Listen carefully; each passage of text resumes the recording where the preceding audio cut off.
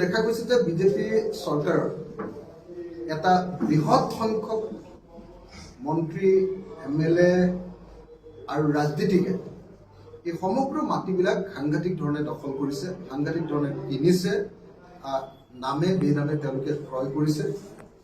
বাইহাটা চাৰিআলিৰ পৰা বঙাইগাঁওলৈকে যোৱা এই ৰাস্তাটোত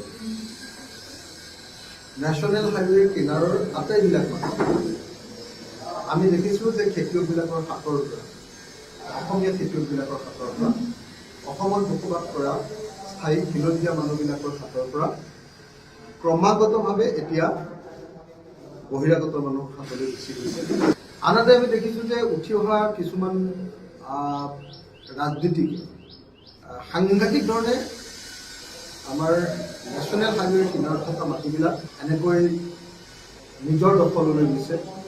আমি স্থানীয় ৰঙিয়াৰ ৰাইজৰ লগত কথা পাতিবলৈ আহিছিলোঁ যে আচলতে স্থানীয় ৰাইজৰ মতে ক'ত ক'ত এনেকৈ অসমৰ খিলঞ্জীয়া মাটি নাইকিয়া হৈছে, কোন কোন মন্ত্ৰী, কোন কোন MLA, কোন কোন ৰাজনীতিকে এই মাটিবিলাক সাংঘাতিক ধৰণে লৈছে, কোন কোন বহিৰাগত প্ৰতিষ্ঠানে এই মাটিবিলাক সাংঘাতিক ধৰণে অসমৰ খিলঞ্জীয়া মানুহৰ হাতৰ পৰা বুকগ্ৰাসে লৈ পেলাইছে।